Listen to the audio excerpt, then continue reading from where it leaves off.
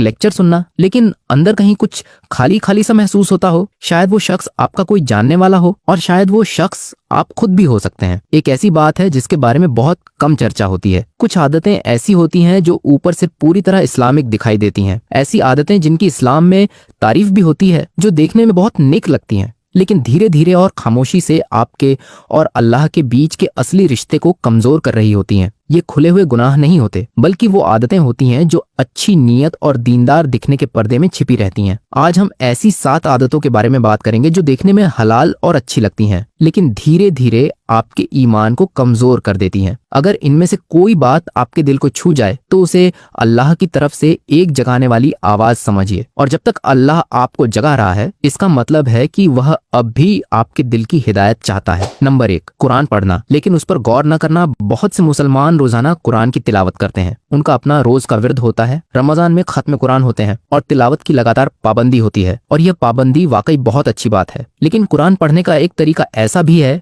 जहां मकसद बदल जाता है। इंसान कुरान को अपने अंदर उतारने के बजाय सिर्फ खत्म करने की कोशिश करता है। सफ़े पूरे हुए निशान लगाया और आगे बढ़ गया, मगर दिल में कोई बदलाव नहीं आया। अल्लाह कुरान में फरमाता है, ये एक बरकत वाली किताब है जिसे हमने तुम्हारी तरफ नाजिल किया ताकि लोग इसकी आयतों में गौर करें। जितना ज्यादा आप कुरान बिना समझे और बिना गौर किए पढ़ते हैं, उतना ही बाहर से दीनदार दिखाई देते हैं, लेकिन अंदर से वैसे ही रहते हैं। तिलावत बिना तदब्बुर की आदत तो बनाती है, लेकिन इंसान को बदलती नहीं। वह आपको रमजान में नेक महसूस करा सकती है, लेकिन आपके गुस्से, आपके अखलाक, लोगों से आपके व्यवहार और मुश्किल हालात में आपके रवैये को नहीं बदलती। इसीलिए थोड़ा धीमे हो जाइए। अगर जरूरत हो तो कम पढ़िए, लेकिन एक आयत पर बैठकर सोचिए कि आज अल्लाह मुझसे क्या कहना चाहता है, क्योंकि कुरान सिर्फ जल्दी जल्दी पढ़कर खत्म करने के लिए नहीं उतारा गया था, ये दिलों को बदलने के लिए उतारा गया था। नंबर 2, नमाज पढ़ना लेकिन दिल का मौजूद ना होना। नमाज हमारे दीन का सबसे बड़ा कुलम है, दिन में 5 बार हर दिन। लेकिन अगर हम सच बोलें तो बहुत से मुसलमान नमाज की हर हरकत सीख चुके हैं, मगर उसकी रूह खो चुके हैं। जिस्म रुकू और सजदा कर रहा होता है, लेकिन दिमाग कहीं और घूम रहा होता है। कभी कल की प्लानिंग, कभी काम का तनाव, कभी